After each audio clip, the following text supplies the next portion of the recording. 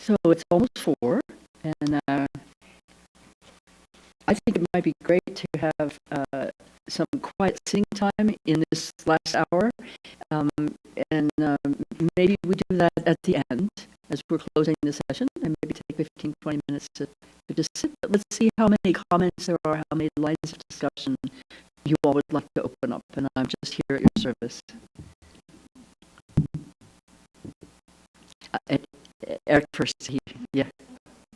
And speak up. I'm feeling really deaf today. Okay. All right. I will speak up. First of all, I want to thank you for allowing us to broach this subject. Okay, it's one that in the Dharma teachings I've been to, I've never heard, right? So, and yet I think it's good that it's aired out.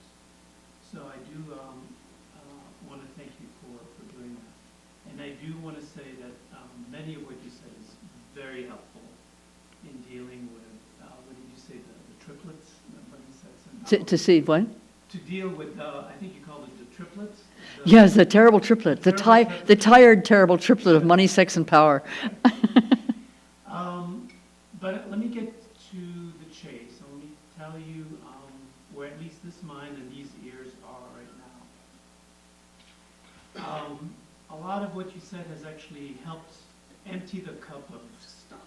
Mm-hmm. Is there still residue in it? Yes, there is. Mm-hmm. Is it enough for me to toss the cup away? No. Good. So what's the residue? Mm-hmm. In my mind, I know. During the Watergate hearings, there was this concept floated around that said, if the president does it, it's not illegal. If the president does it, it's not illegal. Yes. And we're having reruns. Sometimes there's reruns, right? So there was this notion, and I think for a lot of Americans that did not sit well.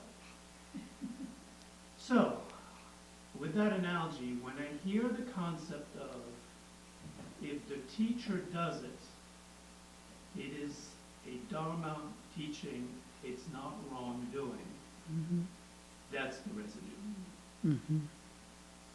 So you're saying you hear that as the message generally, or you hear that in a certain context? What? Generally. Generally, you hear that. Yeah. We do hear in this type of Buddhist tradition, all the words, all the actions of a teacher is Dharma. Mm-hmm. Yet sometimes say, well, if he goes too far, then maybe the Sangha should talk.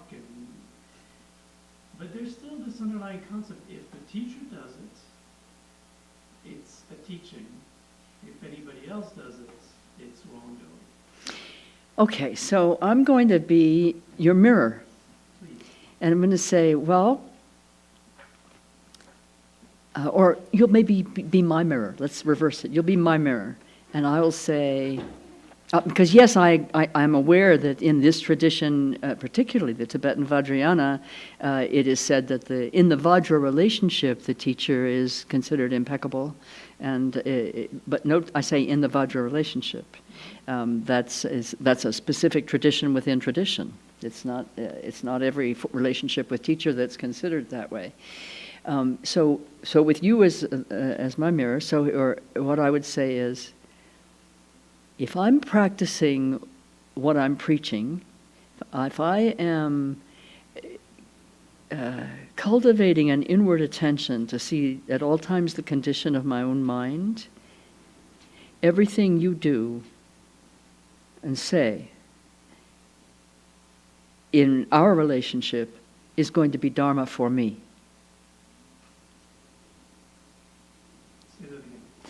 If I am cultivating the inward attention to see the condition of my own mind, in order to know my own mind, because that's my work as a practitioner, right? I need to know its condition and to be able to work with that condition, to free myself of limiting and confusing and ignorant condition in order to see the actual nature of my mind. So I need to be cultivating, I need to always be seeing innerly and looking to see what my mind is like in response to, say, your mind. right? So you're the mirror, and I'm the mirror.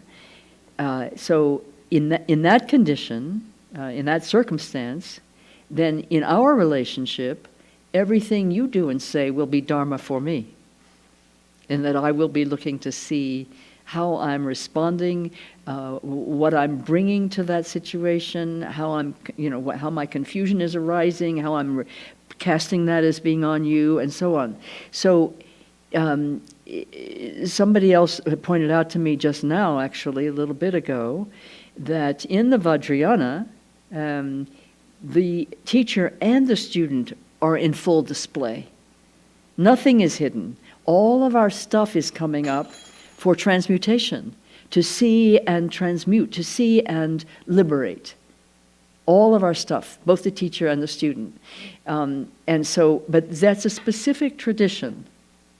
And I'm aware, I mean, it's the tradition that I'm in, and yet mostly when I am with students, I'm not necessarily with people who are in that tradition. Sometimes, but not always. Many people come here, and many people I see in other settings are not Vajrayana practitioners. They're more Mahayana practitioners. We're on the Bodhisattva Yana, which is the Bodhisattva vehicle, and that's a Mahayana vehicle. But it informs the Vajrayana, no question. And for me as a Vajrayana practitioner, that view is definitely available to anybody who's working with me in the Bodhisattva Yana. But the expectation of that everything that the teacher does is a teaching, is Dharma, is not the same thing as saying everything that the teacher does or says is something that's going to benefit you if you're not able to work with it in that way. And we can be overwhelmed. We can be confused by the behavior of a teacher that's incomprehensible to us, or that seems incongruent with the teachings.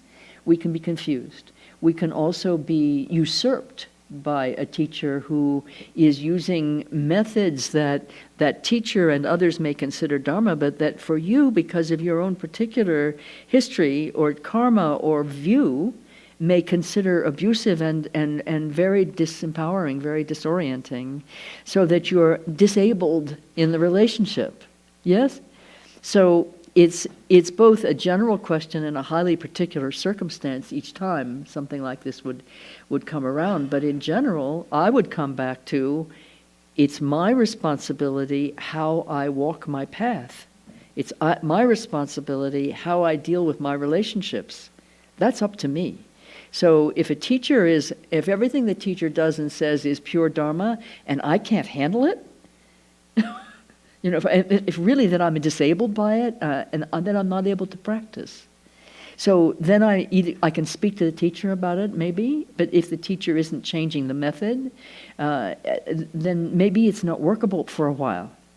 Maybe it doesn't continue as a workable relationship, but that's our discernment and our responsibility, although sometimes the teacher will make that decision for us. Is that a helpful response? It's a helpful response, and I have a follow-on, if I'm allowed. Yeah, you have a follow-up? Let me just check in. Are you all following? Are we all tracking here? Okay, great. The follow-on is, then what's the difference between a Lama engaging in an activity that I can learn from? That you can learn from, is that what you said? Mm-hmm. Let's say there's a sexual issue, mm-hmm. and anybody else that's having the same thing. Can I equally learn the same lesson whether the teacher does it or whether a regular sentient being does it? Well, I think the issue is your mind. What is it you need to learn? Right? The issue is not that behavior. If the way you're posing the question, it's not about that behavior on the part of the teacher or somebody else. It's about what are you needing to learn? Because you're asking, can I learn something from that situation, but not from this situation? I'm saying every situation is a mirror of your mind. All appearances are one's own mind. All appearances are a reflection of our own mind. And when we get further on in the 37 practices, it's actually said all appearances are our own mind, right? And that's a beautiful verse that seems so inexplicable. It's just that seems like the big secret, and I look forward to talking with you about that because it's marvelous. So there you have to look at your own intention. Yeah. This is very fine-grained. You know, there's no, well, if the teacher does this, you should do that. Or if the teacher doesn't do this, you should do that. It doesn't work like that. We have karma, and we have karma with that teacher. And we have dharma, and we have dharma karma. And the teacher's misdirection may be the best thing that ever happens to you, or the teacher's highest teaching may, in conventional appearances, be so hard for you to take that you can't proceed right then. You know, I mean, I stumbled for years on the teachings about emptiness, and I became aversive to them because I was not able to understand them. I wasn't ready to understand them, and the way they were being presented wasn't kind of in my. It didn't work for me. And then when I heard them presented in a different way, who knows how the readiness was different, my readiness, but the language was also different, and the whole context was different, and then I heard them.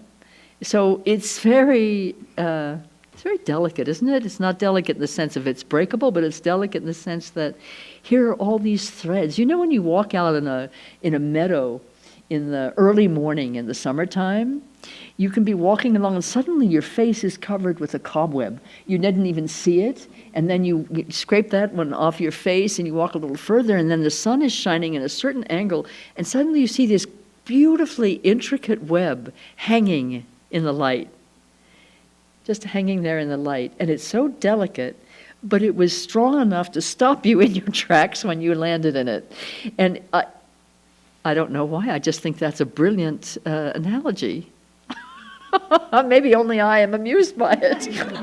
That's all right too. I think the spider has a lot to teach us. Yeah. So Eric, what do you think? I think this is very helpful. Right? Okay. And at the end of the day, my reaction to this is just to continue with the path. Yes. There might be residue in the yes. That's my residue. Right? Yeah.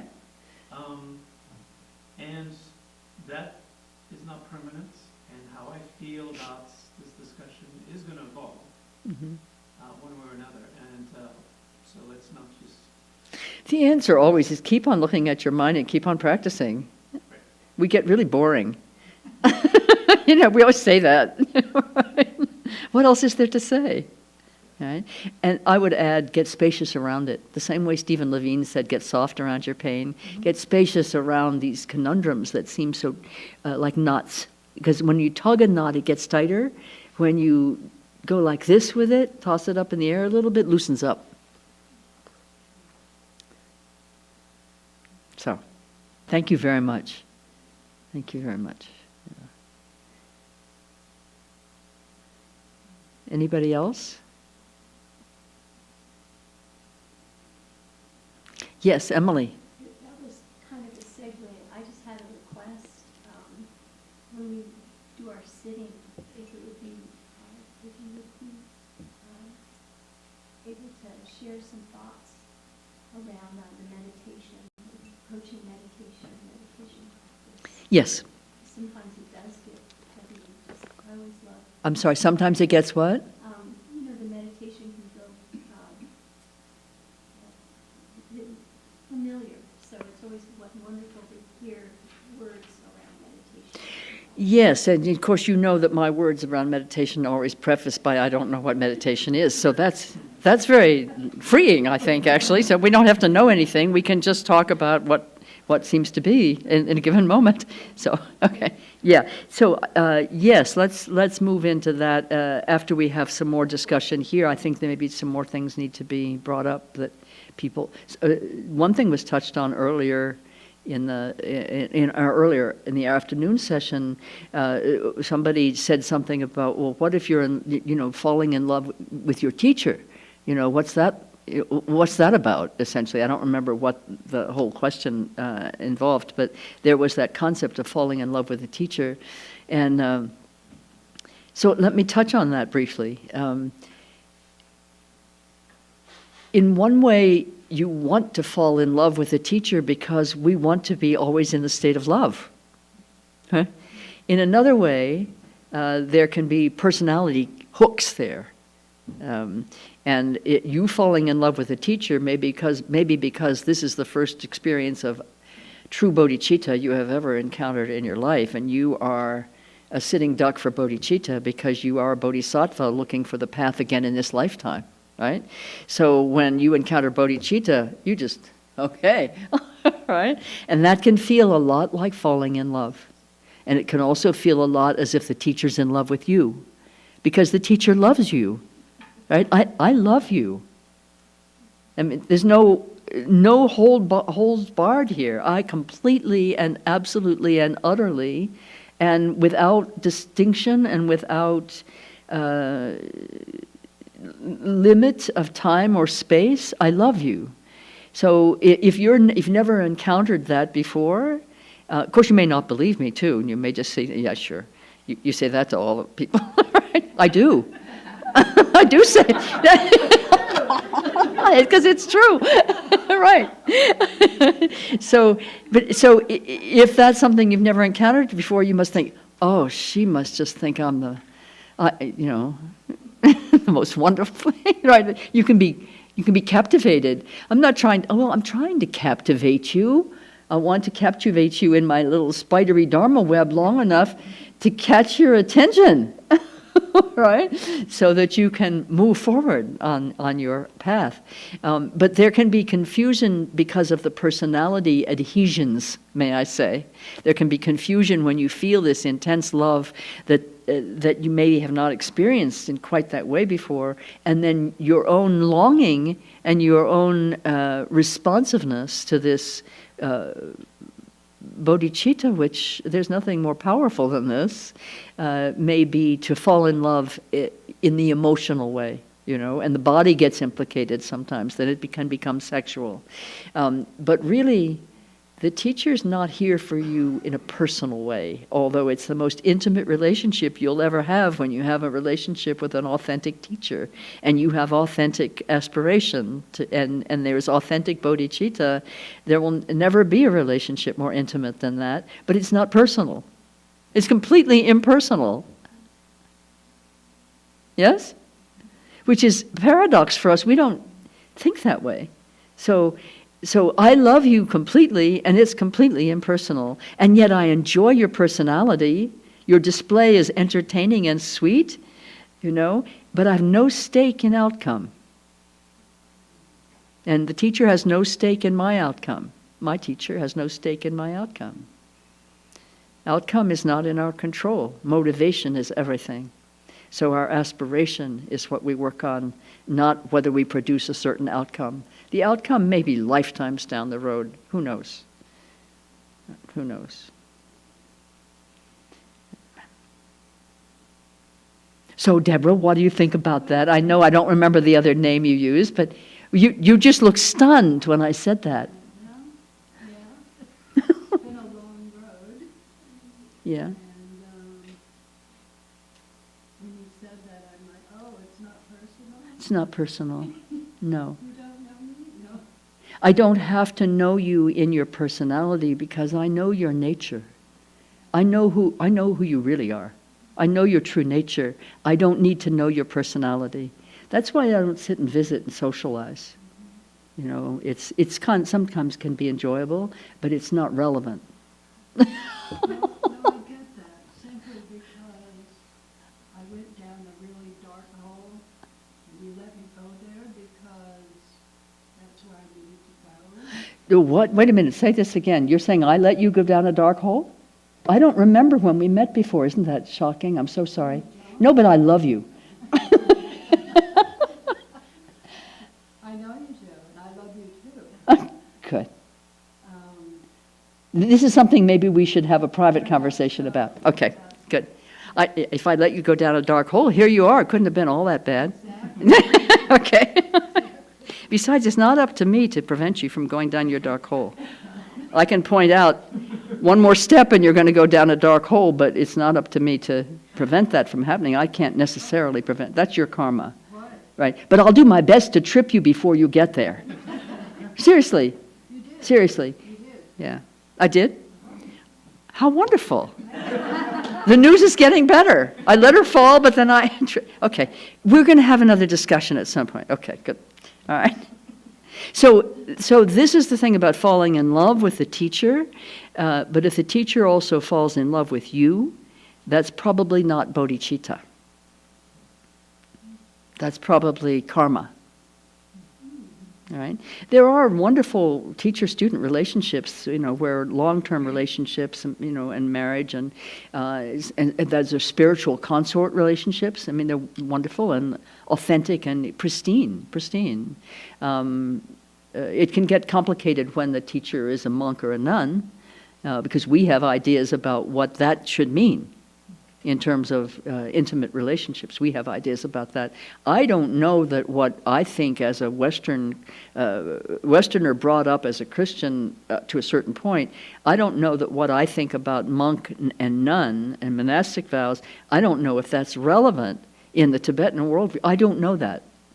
So I'm not making any judgments. I'm holding open. I'm holding open.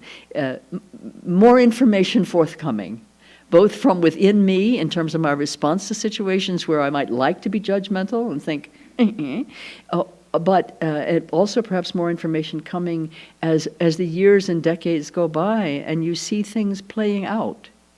You see how things play out. You see how what looks of confusion at one point actually has within it an immense radiance that benefits everyone. You see sometimes how something looks just marvelous at the outset founders on the personality hooks that the two individuals or more might have. Yes? It's just like samsara. It's just like samsara. It's just that we have different expectations. It's our expectations that get us into trouble more than somebody else's behavior. Yeah, expectations tend to create attachment and aversion and elaboration. So if we can remember that, there's a lot of humility available. And when there's humility available, we can learn. When there's not humility available, learning is very difficult. Yes, Tara. You were talking about incomprehensible behavior by teachers that could be either the fact that their Bodhicitta is not stable, or it could be their inner freedom because it is so stable. And so that is reminding me of a situation of a practitioner. This all happened decades ago. The teacher's been dead for decades. The practitioner left Buddha Dharma decades ago and is still feeling traumatized. You're still feeling traumatized? This is not me. Okay. But the practitioner is still feeling traumatized? Is that what you said? Yes. Okay, I just didn't hear. Person Yeah. is feeling very traumatized still. Mm-hmm. And yet, this person was, the teacher was considered to be a master Mahasiddha by Karmapa and others, so it's hard to understand how could this be, and I'm just wondering if it's possible that a teacher could have an interaction or relationship with a student that does make that student feel traumatized for maybe decades, But at some point, maybe before death, maybe during the bardo, at death, or something, that actually ends up being beneficial in the long run. And that teacher maybe knew that. Or maybe not. Or at least believed that. Mm-hmm. I mean, when we think of the example of Milarepa and his almost leaving, but then, kind of being turned around and coming back. I mean, you could say that he went through trauma at the hands of his teacher, if you wanted to put it that way. So that's confusing for me, and the idea that if it doesn't help the student, then it isn't Bodhicitta, but over what period of time do we talk about with that? We can't know the ultimate outcome of anything that we do. We can know the ultimate outcome of all our motivations. And the teacher is responsible for her or his motivations. The student is responsible for what she or he does with the actions. And that sounded really pat, but I think it's pretty accurate. We cannot escape the fact that we are responsible for our choices. Our integrity is at stake, and we're responsible for that. And we're accountable to our integrity, and we're accountable to the teachings and the lineage, So I really appreciate the tender heart with which you posed that.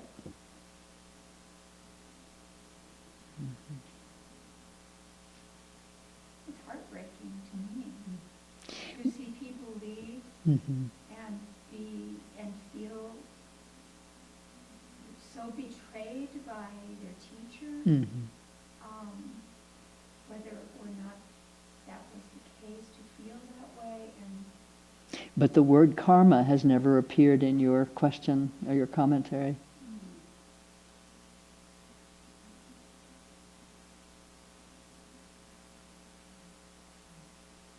Well, you would think a teacher would be wanting to ripen someone's karma in a way that would be beneficial to that student. The teacher can create circumstances that can quicken.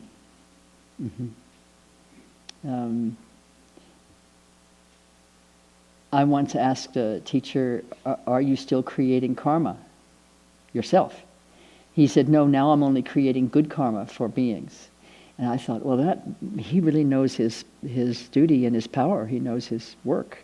I don't know how you do that. I mean, I had no idea what he meant by that, actually, but I certainly admired the precision with which he responded to the question.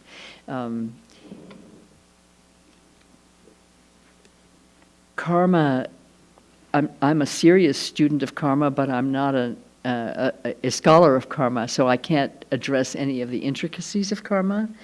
But I know that the intent of the mind is the most powerful component of what the karmic repercussions are of any action of body, speech, or mind. So the teacher's motivation could be very pure, and the behavior still look like harmful behavior and be experienced as harmful behavior. So some benefit could still come, but maybe not in our lifetime to see that. So if you're looking to see, oh, the person is still traumatized and might die traumatized, and that's a terrible thing, I would say, I don't know. And I find myself saying, I don't know, more and more as the years go by. And the more I offer Dharma and the more I practice, the more I say, I don't know. And I find that really wise. Really wise. Because I am not, speaking again of Madam Spider and weaving her web, I don't know how all the strands of the web of my life and my intention and my actions, my interrelationships, my practice, my confusion, I don't know how all those webs are going to interweave and create in this lifetime even, or in future lifetimes, circumstances that will be definite proof of progress or appear to be the result of wrongdoing on my part or someone else's. But I do know this, that I will never experience anything for which I have not set a cause. So when you're looking at being traumatized by somebody else's actions, look at that also and say, I don't know. For the moment, because we don't know, but we can know that. I rely on that. And as I've quoted Rinpoche as saying that, but I also know it from my own experience. It's very intimate, the relationship with karma. I now have a relationship of deep love and trust with karma, because I trust the intimate articulation of karma in my own lifetimes, and that I can't predict outcome. All I can do is hone the intention, and so that it is of the finest and of the highest and of the most beneficial. That's what I can do. And then it's not my business what happens next. Right? It's my business to bring my behavior as much as possible into accord with that intention, but it's not my business what the outcome is. Right? It's not. There's too many factors at play. We have individual karma that is set by our own causes that we put in motion, and then there's group karma and national karma and universal karma, world karma, that we all co-create together. And imagine that we're standing by a still pond with no movement in it, and we have pebbles in our hands. We toss a pebble in the pond, and it's a small, very small pebble in a big pond. Maybe it's a lake, yeah? But nonetheless, no matter how small that pebble is, it sets out in motion concentric circles of a slight perturbation of the waters, yes? And but it was a very small pebble, so it looks as if those perturbations dissolve rather quickly into the water. And then somebody over here tosses a pebble in, right? And the same thing happens. And then what if a number of people simultaneously throw in pebbles together? So then you have cross patterns, right? The perturbations become more visible, and they're crossing each other, and then they become waves. Tsunamis result eventually, and we all have created that together. But we, as individuals, are still responsible for our pebbles. Yeah? We co-create, but we're responsible for our pebbles and the intention with which we toss them into the still waters of mind.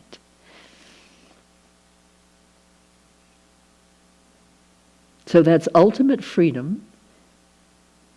We can have any intention we want, and then the outcomes, we are wise if when we look at the outcomes that are clearly co-creations, if we take responsibility for our part of it.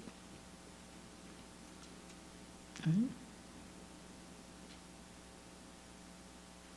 David? You have a question? So, I actually, this whole discussion can make me go crazy. Go crazy? Yeah, it can. And I want to say there are a few things. More than baseline? No. But I think there are a couple of things that are the take-home messages from our 2 weeks together. And the first one is... 2 weeks so far. So far, yeah. yeah. We have another week to go, or at least. It could be longer. The first one is you started out saying, a bodhisattva is a person who has a good heart. Say again? You started out at the very beginning of this, on day one, you said, a bodhisattva is a person who has a good heart. Yes. And I think that... A being who has a good heart. Yeah, that we have to remember that. Mm-hmm. We have to remember that everybody has Buddha nature, Mm-hmm. and that we never can separate from that. Mm-hmm. And then you brought up two things that I think are really important. One is remembering that, Mm-hmm. and we have to remember that. Yes, And that's the nature of pure view. That's pure view. And the other thing is our longing. Our longing. Yeah.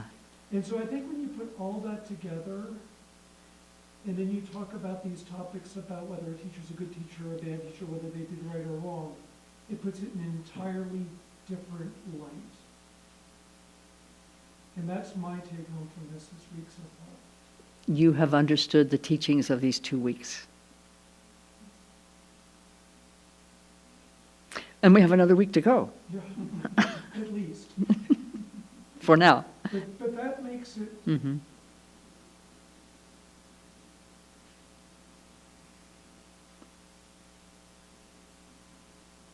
it makes it different. And that's what the Dharma is about. It's about making it different. Mm-hmm.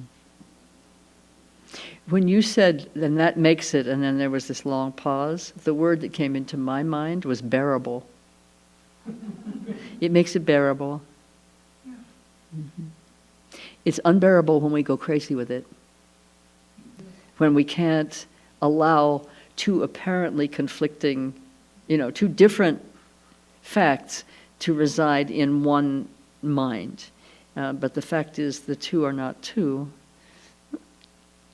The two are not two.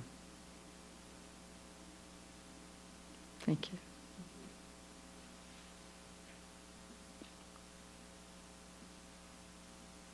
Patty? Can you talk about cultivating inner hearing? Can I talk about cultivating inward hearing?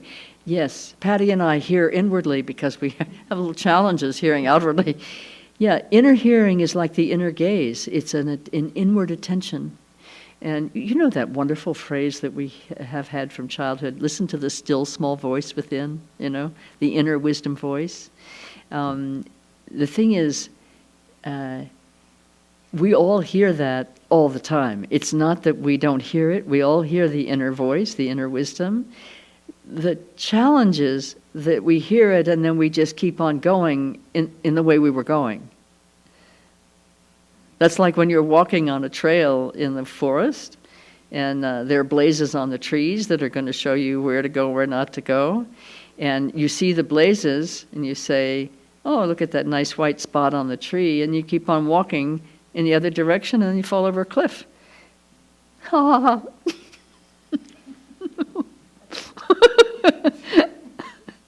So that's what the inner hearing is always there. You always hear. It's always available. It's not necessarily an acoustic event, but it's an event of knowing, of recognizing. So, because you always see what's in your mind. So hearing, same thing. But sometimes, wonderfully, you will actually hear your teacher talking with you, or some teacher talking with you. You may not know which teacher that is. I've had conversations in the past with teachers I didn't even know who they were, and somebody else told me who it was, and what that meant. Of course, you could either believe those things or not believe them, but it was very valuable information at the time. But I recognized when Garchen Rinpoche is teaching to me, I recognize that. And I recognize when Milarepa is talking to me. He's very distinctive. He's very distinctive. Shall I tell you? Distinctive. Shall I tell you something, a conversation with Milarepa? Are you prepared for... Yes, you are. We're near the end of day 2, so you can take it. So here I am in retreat, and I'm doing my prostration practice. I'm doing a Nyingro retreat, and one of my Nyingro retreats, and I'm doing prostrations.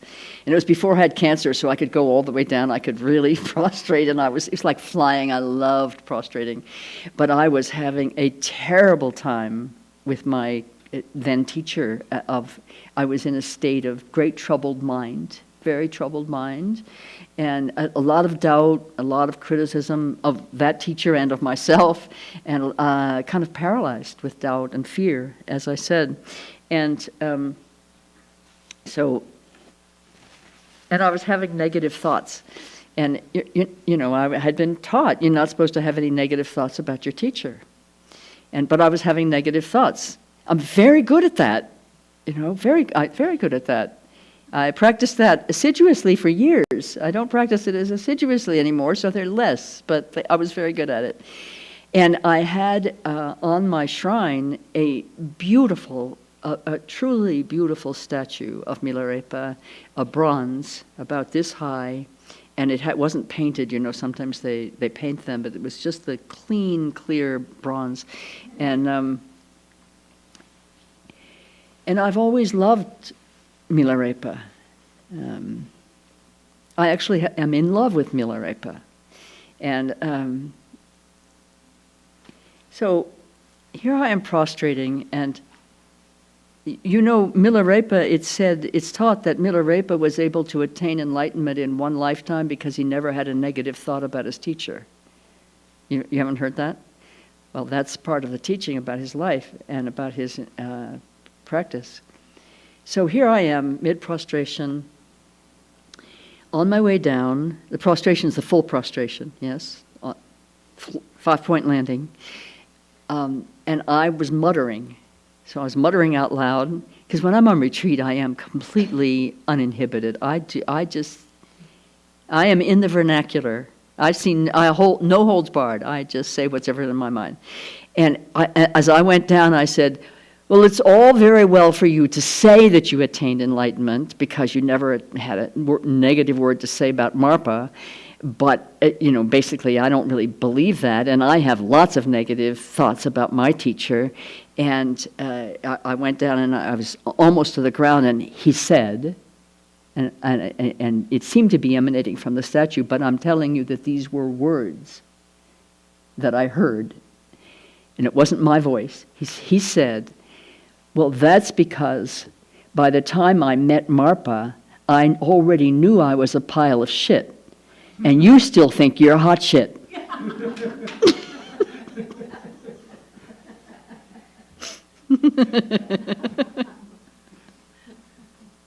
I collapsed mid-prostration. I was laughing so hard I couldn't even continue. It was the funniest thing that's ever happened to me in my entire life. It was so distinctively his voice. I mean, it was so, So that wasn't even inner hearing. I mean, it was, I think anybody else in the room would have heard that. I don't know, because there was nobody else. But the voice of the teacher with whom you are closely working and who's working you and helping you work your karma, the voice of that teacher will resonate in your mind, heart, your whole being, as a very clear, distinct wisdom teaching, often. So you listen for that. Listen for that. There is no separation. That was where I started last week. There's no separation. Separation is an illusion. And that applies not only to the separation that we imagine there to be between ourselves and the ultimate state that we imagine is something other than what we already are.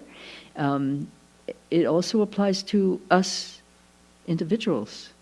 There's no separation. There's a separation of consciousnesses, but not of mind. Consciousness is individual, mind is universal. Yes? The way we use it, we use the word.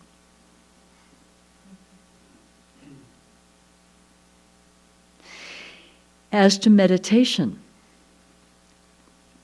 it's sometimes misspelled when you do texting in a hurry as mediation, very, very useful, and also as medication, also very useful.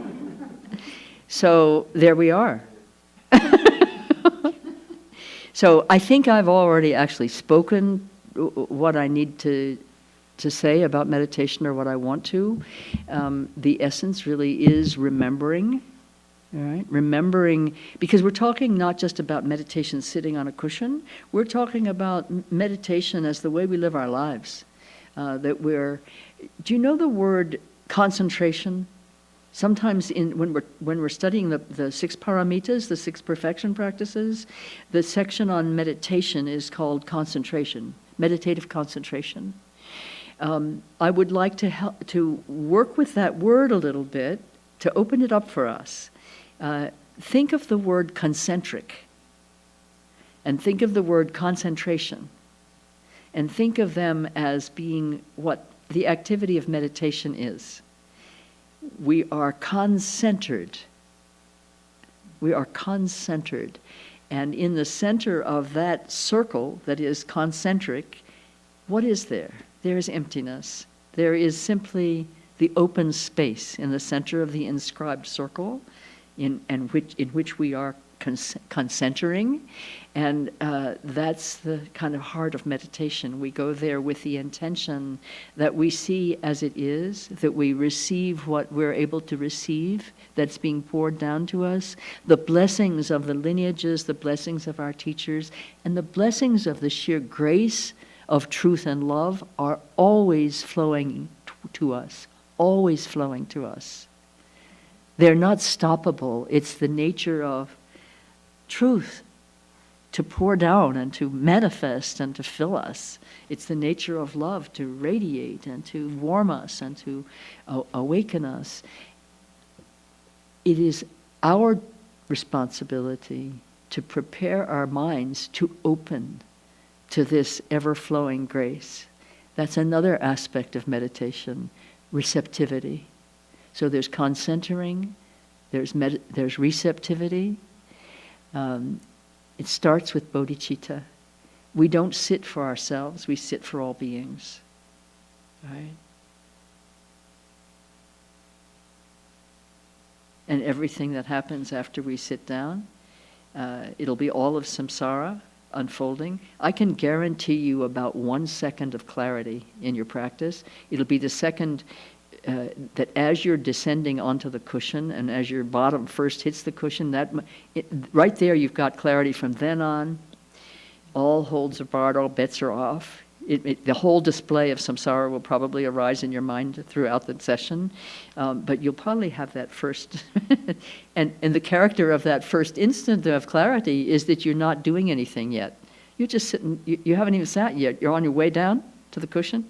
This is metaphorical, you may be on the way up to a cushion, I don't know. But you haven't yet configured your mind to an activity that we imagine is going to accomplish something that we call a doing. You're still just a person sitting, you're about to sit down. There's nothing, you have no expectation whatsoever. You hope you'll hit the cushion and not fall over, but there's nothing, you're not in expectation mode yet. You haven't turned on the meditation engine, the meditation machine. So you're open and receptive, and the mind is not yet fixated on anything. And the instant my bottom hits the cushion, I'm aware of my posture, I'm aware of my breathing. The doing machine is turned on, and along with that, the expectation of a result. So it's like the painting analogy I used earlier. Before you start, you have a lovely empty canvas, you have a lovely comfortable seat that you're not yet even sitting on, and you have an intention called meditation, but you're not doing it yet. Once you sit, then you're doing it, and it's like after you make the first mark on the canvas, right? It's the same thing. So it's very comical.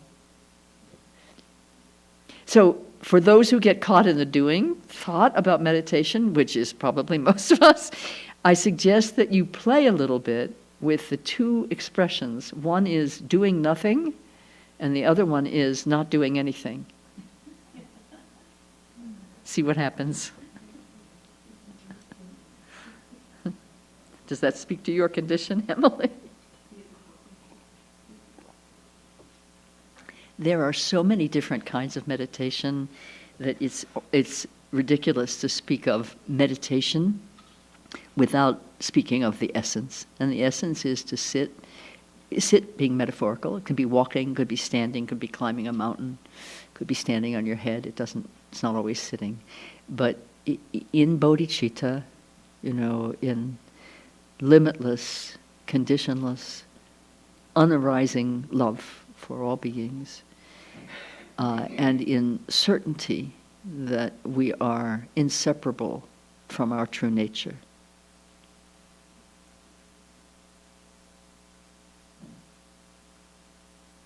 And whatever arises in the mind is what arises in the mind. It's karmic flow and karmic appearance that's arising. Rinpoche once, in a good-sized room of people, he said, if you love, he said, your thoughts are sentient beings. If you love them, you will liberate them all.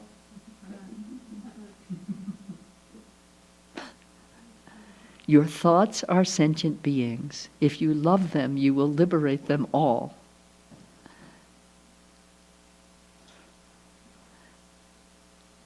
I'm going to let you ponder that big secret. And maybe next week, we'll talk about it. I'm so glad we have one more day. It's really very convenient. So is there anything more that we need to talk about meditation, or did I solve that problem by not knowing? The effortlessness of not knowing. Because you see, there really wasn't a question, so I don't have to produce an answer. Yeah. You'll always be who you are, whether you're sitting on the cushion or not. So learn to meditate, learn to concenter that mind, no matter where you are and what you're doing. That's again, the gathering inwardly, the gathering oneself at the center.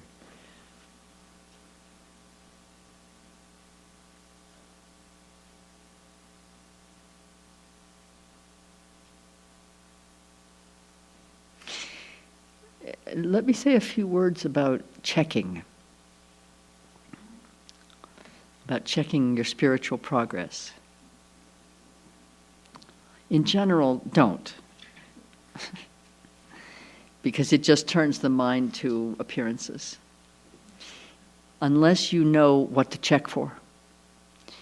And what to check for is increasing love and compassion. And a marker of increasing love and compassion is increasing tenderness to the sufferings of beings and increasing joy.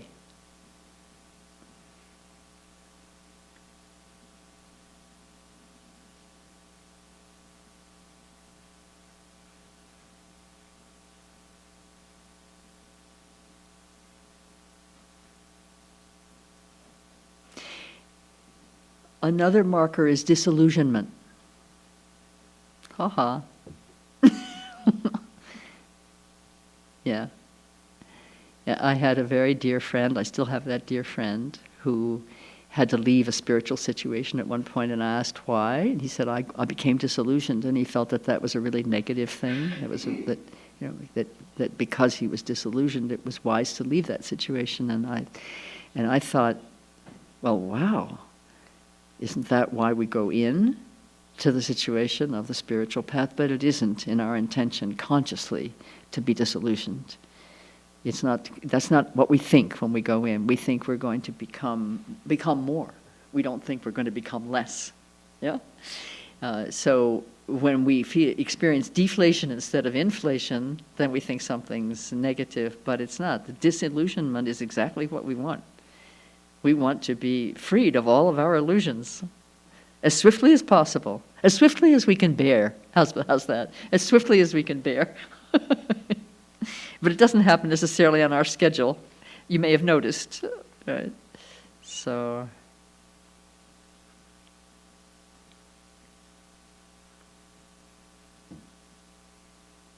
shall we sit then? Maybe we should all get up and sit down. How about we do that?